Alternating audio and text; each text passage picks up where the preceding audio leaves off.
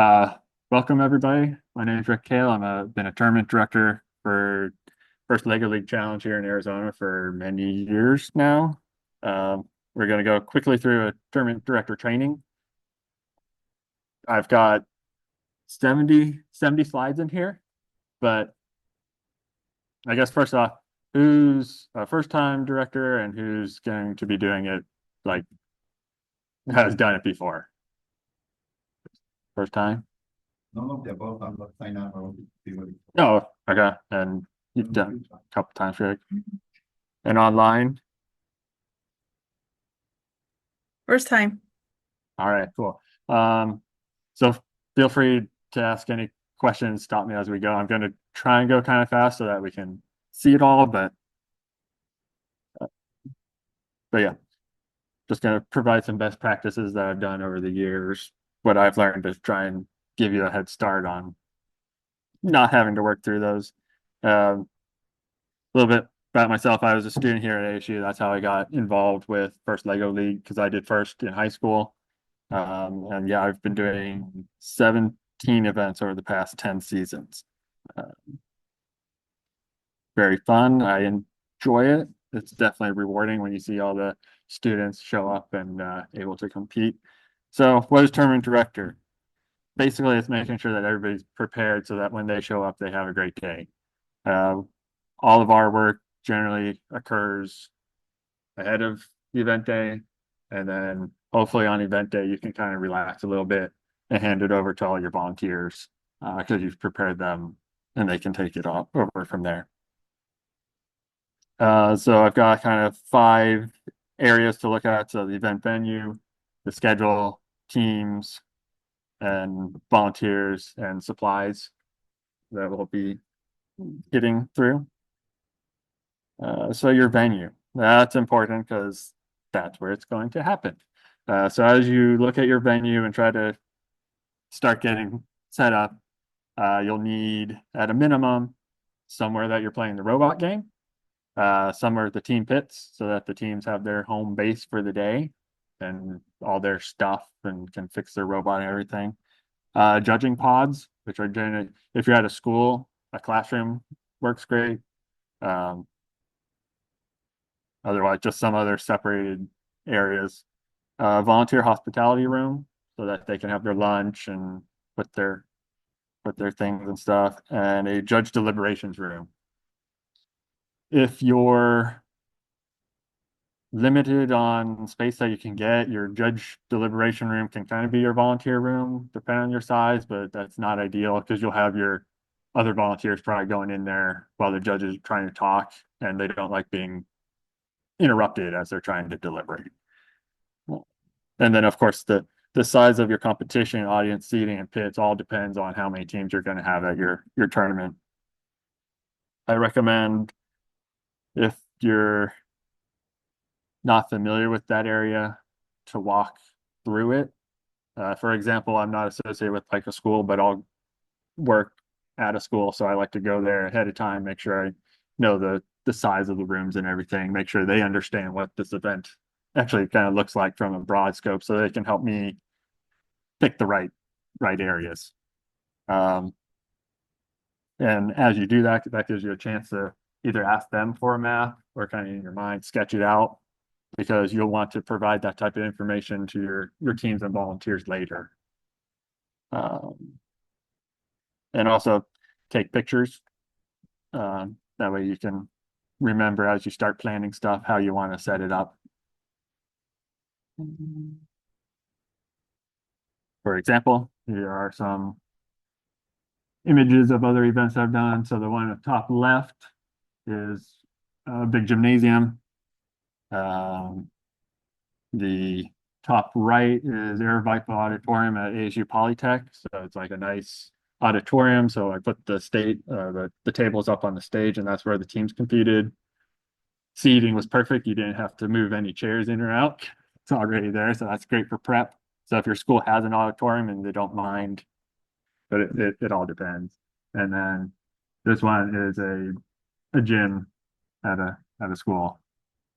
So like you see, you need to set up chairs and stuff. Uh, Also, cafeterias work great. You can use those as pit tables, or rearrange them into the audience seating, classrooms for the judging rooms. Let's see, event navigation. Basically, just where are they going to be going? Before the teams get there, they'll want to know where they can park.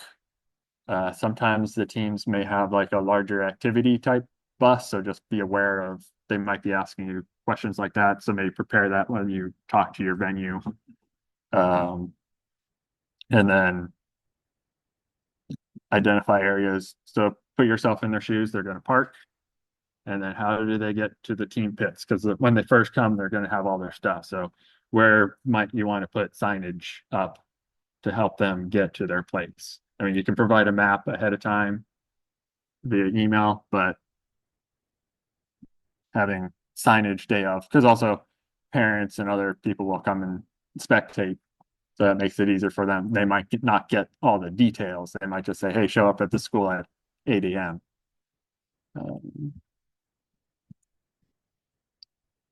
And then this is just kind of example of one of the ones that I did. Color coded all the various builds. That one's unique because it's a bit more spread out and had stuff going on in different areas.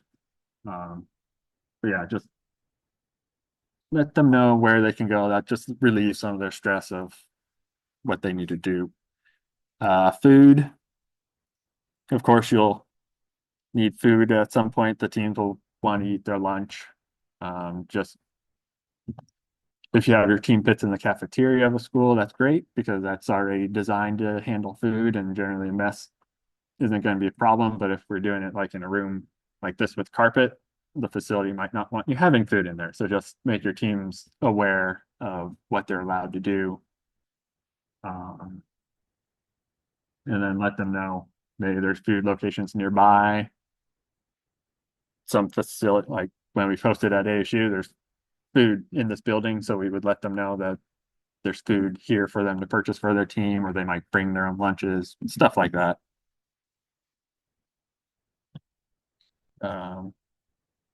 This was a unique one, and that's why I put in here lighting. Like I said, that auditorium that we were looking at earlier, the stage lights were, the projection was rear projected. So if I turned the stage lights on too bright, it washed out the presentation screen.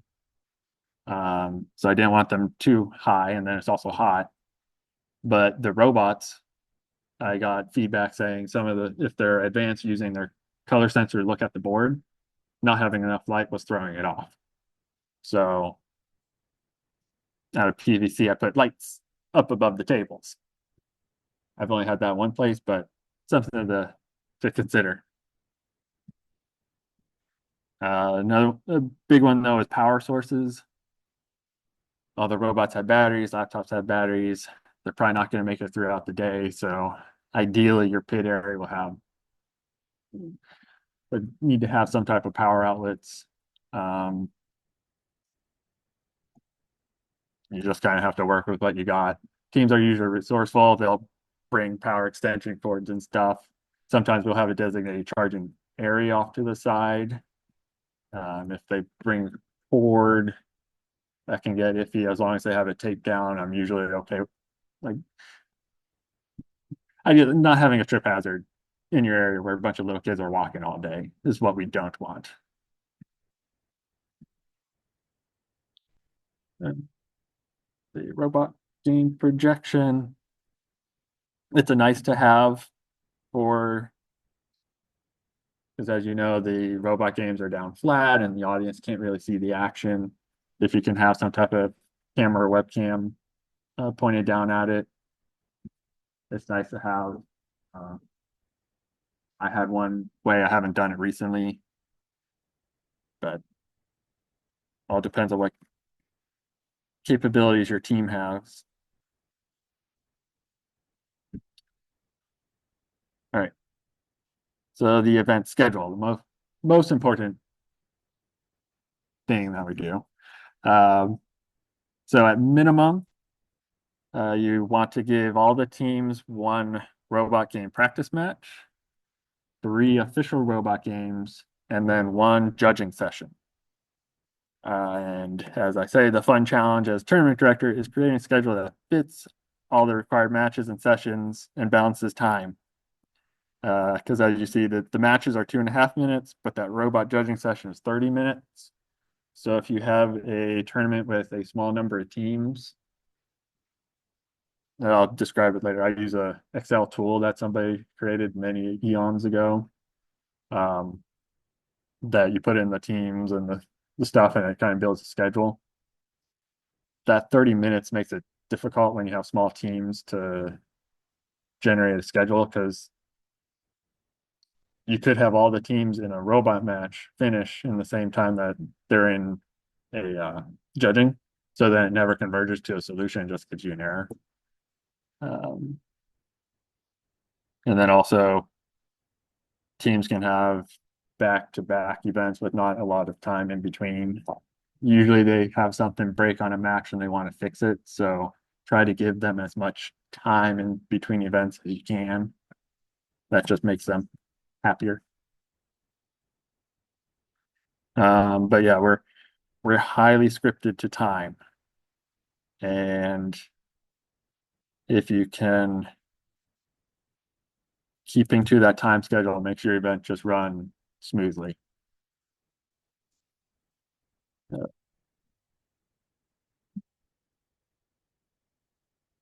Yeah. And something that I've learned is between the practice match and the main match, I put it like in a 15-minute like break. That gives your referees and field resetters some time to go to the bathroom or whatever, catch up. It also, if during the practice match, because everybody's going to be new to it that season. The teams are new, some are to their first event, but you might have new referees. So sometimes it takes a while to get into the groove of how this thing all works. So you might get behind during your practice matches. By having an extra buffer time in there, you can eat into that and then keep your schedule on time to the paper for the later matches, because the teams will have that time on their paper and they'll start showing up.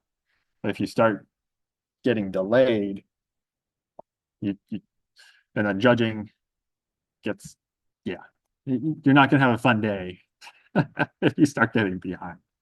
Not impossible. Nothing's impossible, but not as fun.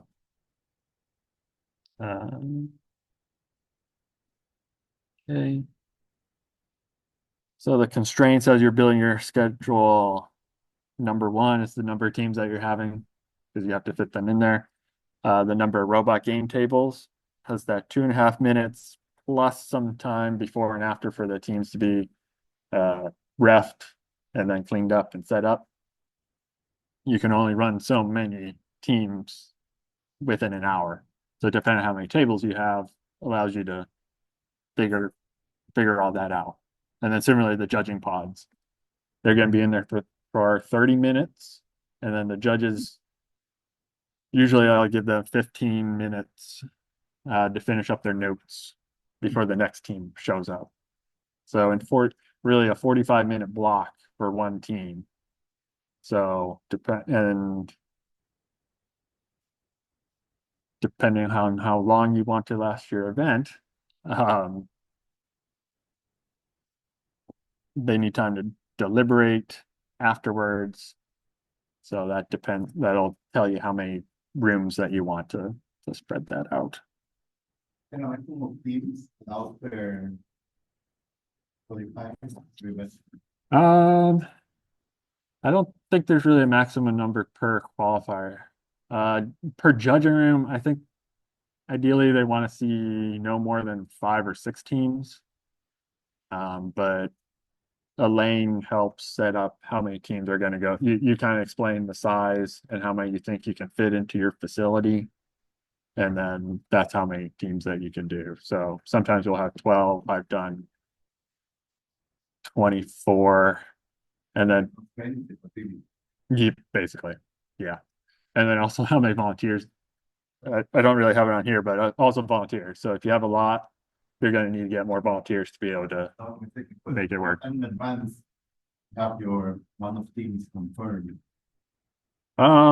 count of teams going to an event, that'll be kind of set up in a couple weeks.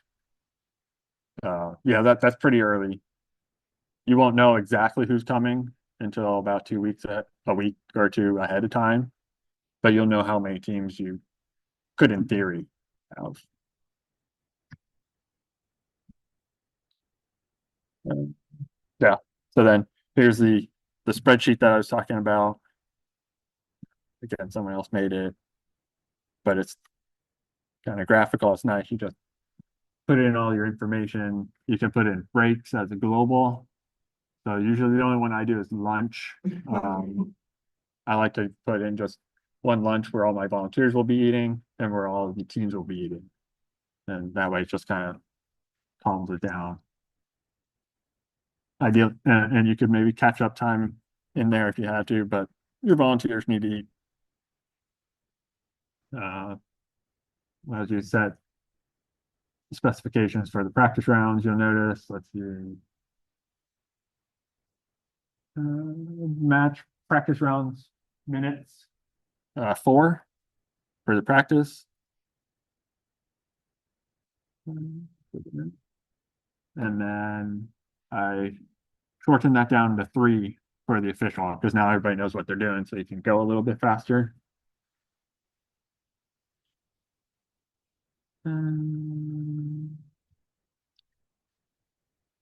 Judging sessions, again, 30 minutes. The team is in the room, and then 15 minutes for the judges to finish up their notes. And then the nice thing is that it spits out this visual.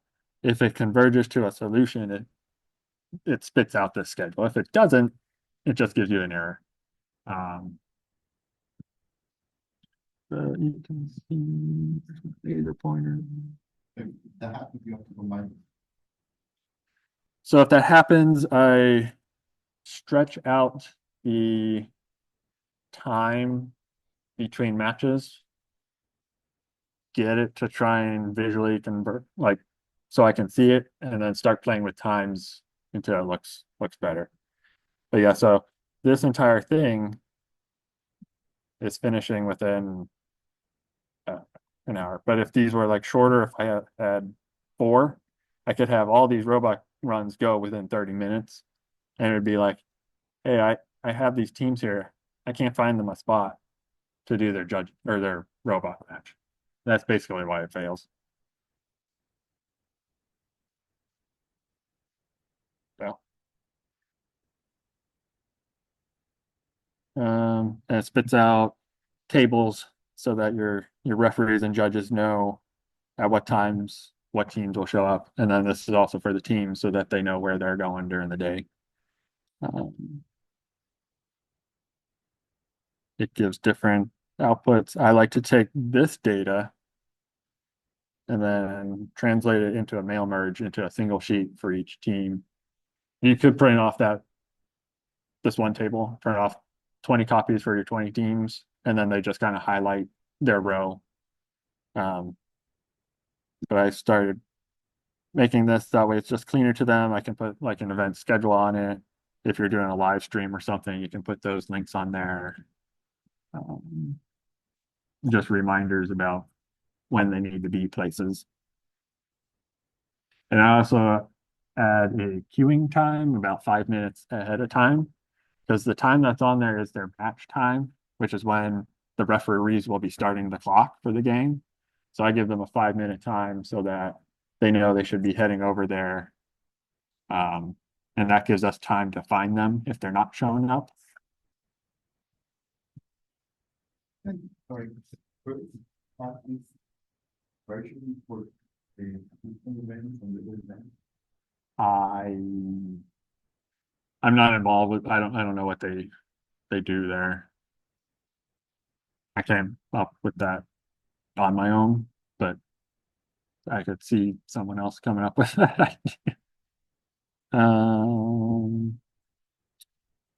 So yeah, after the judges see the teams, then they need to look at all the data and come up with who they think are the best for their various categories that they're judging. Ideally, they'll need about an hour and a half to do all that. So make sure that you have that in their plan, and your robot matches need to be done before they can start deliberating. So then there's going to be an hour and a half of time that the teams will have nothing to do. And if you know anything about kids, if they have nothing to do, they will find things to do. Sometimes things that you don't want them to do. So try to come up with a plan or activity to keep them engaged during that time. Um, Sometimes we'll just have them come up to the tables and run their robots again to get practice. We had it once where we took off all the mission models except for one, and then developed like another game for them to quickly program on. We gave them like 30 or 40 minutes to do that, and then had them come or yeah, usually we'll do dance parties towards the end where the kids are just up there dancing to music. But yeah, keep them entertained. They can also clean up their pits at that time. So at the end of closing ceremonies, everybody's ready to go. I do them in time. All right, so teams, do they just magically appear? I mean, to us, kind of. Elaine handles all the team registration and that type of coordination, all the payments of the team into the system. And then as they start um, registering for your event, they'll send out a spreadsheet saying you've got these teams, and that's when you can start to talk to them.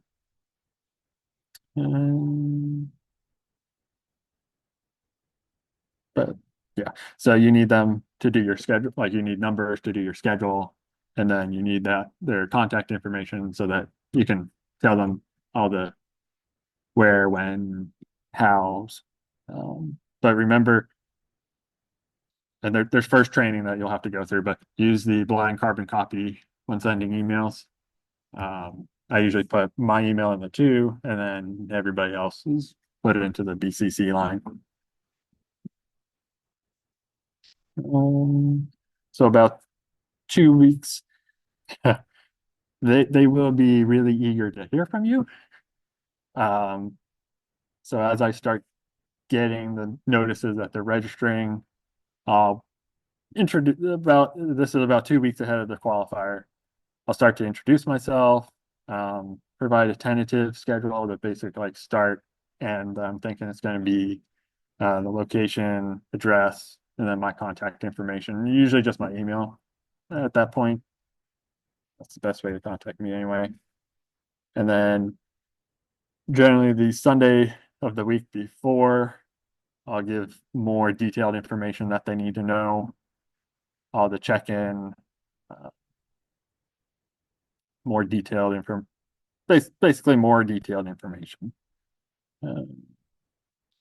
And during that email, one, to see if people are getting my emails, and two, I like to ask them, please like reply back with your team name and number, because sometimes a team might change their name after because I guess probably in a couple weeks they'll start registering with Elaine and first.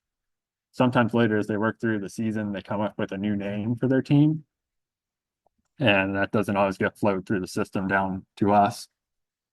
And I've got a schedule, but I haven't finalized it yet. And I like to get that updated name in there, because if you don't, then all the papers will say team 123 or team 3, the Lugnuts.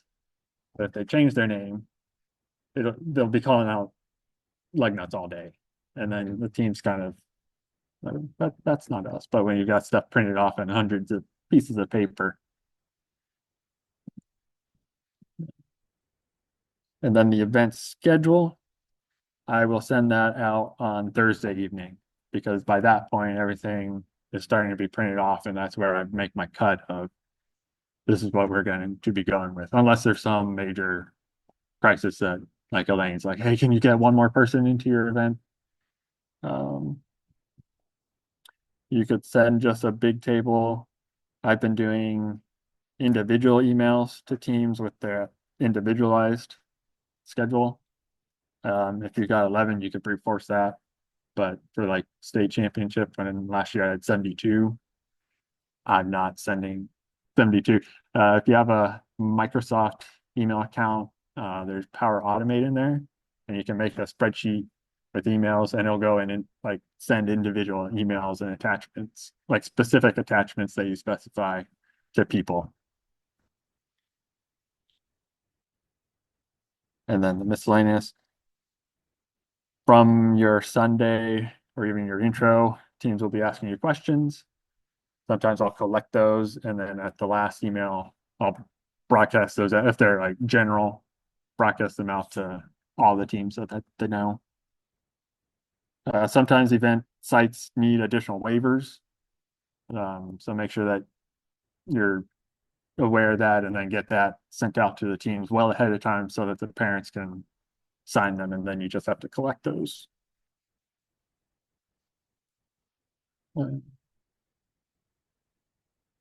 think our session's almost over, but are there any questions so far? Or I know it's like a fire hose, but we'll probably post these slides, and I have a YouTube video of this from last year. I don't know if Elaine will want me to do a new one with the new slides, but yeah. So supplies, nothing too special. I like breaking stuff down by area. And then if you can gather your stuff by area, it just helps that when you go to set up, you know what needs to be where.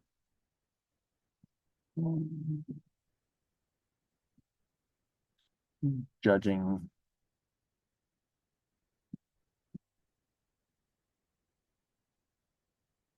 Do you want that one, Greg? And then all the miscellaneous stuff. ASU will provide us, can provide tables if you arrange that. They'll also have the field kits, volunteer shirts, and usually that's a big eye chart, but just kind of a general idea of what type of documents you need to run the event and quantities. So volunteers, very important, very important. And as Susan was talking, they're all managed and assigned through the first system, so that works with the background checks and everything. And then that also allows you to assign the roles in there. You can add roles, you can hide some of the ones, the pre-made ones.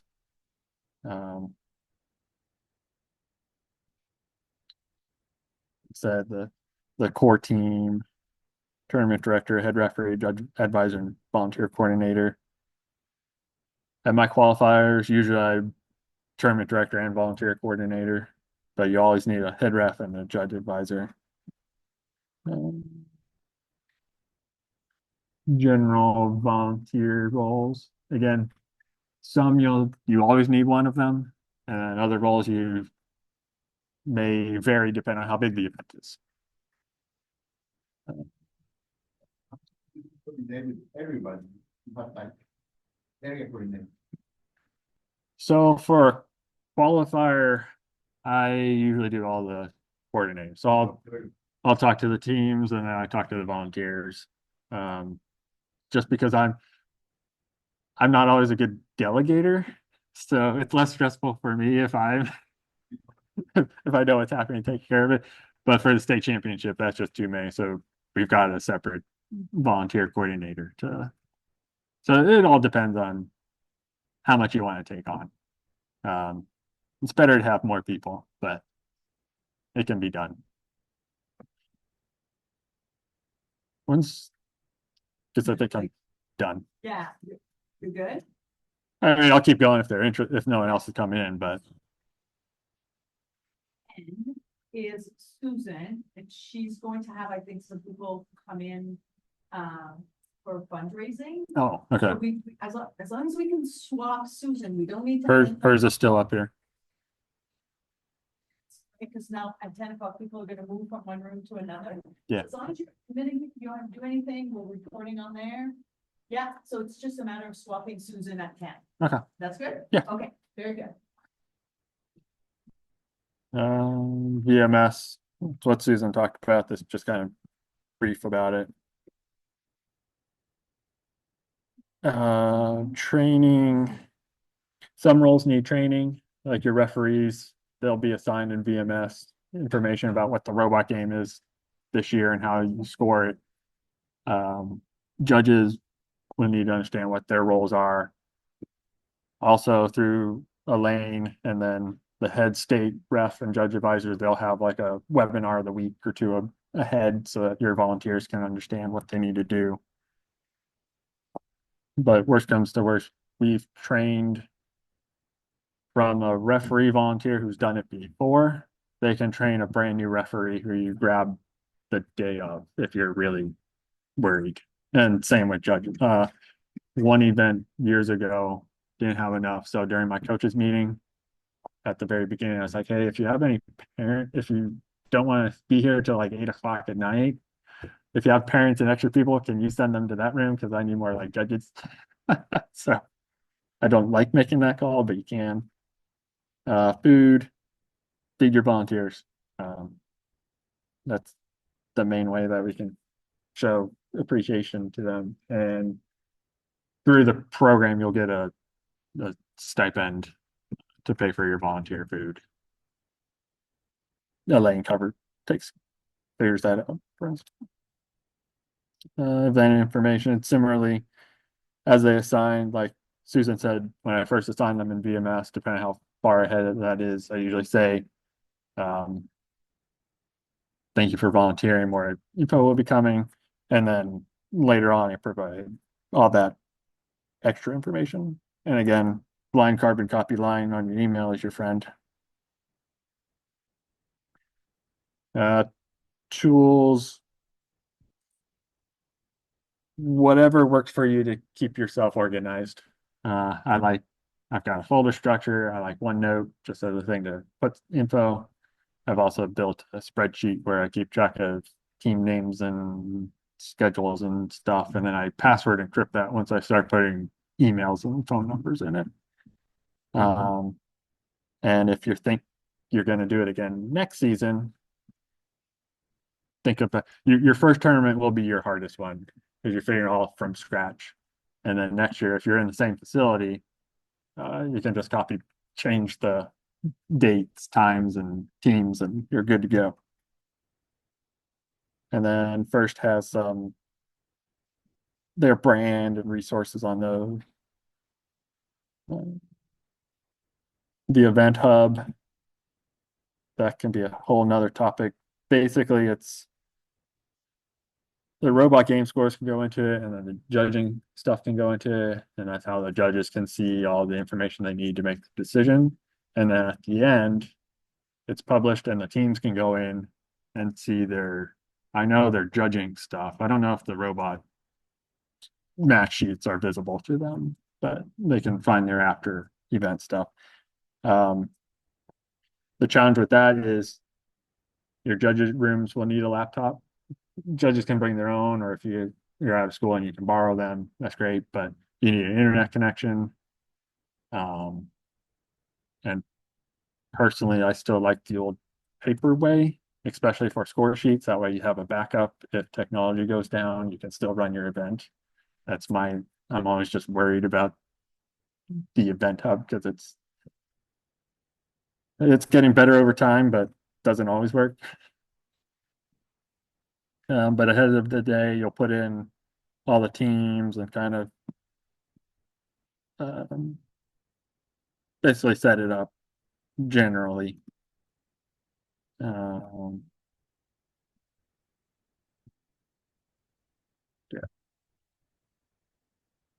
Event day setup. Ideally, if you can set up Friday night ahead, that's the best way. So as you organize with your team early on, or your facility early on. Ask for Friday night and then all of Saturday. Have people there to help set up. Sometimes I've been trying to write plans of what needs to go where. That way you can just kind of hand a slip of paper to a group of people and say, go do this. Because you know it all in your head, but as you get more people and try to get more efficient if you can quickly give info, get it all set up. Let's see. The first big thing that you'll do as the team, after all the teams have come, is a coaches meeting where you just kind of overview the day. Remind them that judging sessions have priority. 30 minutes can't be made up. If you miss that, you miss that big portion of your day.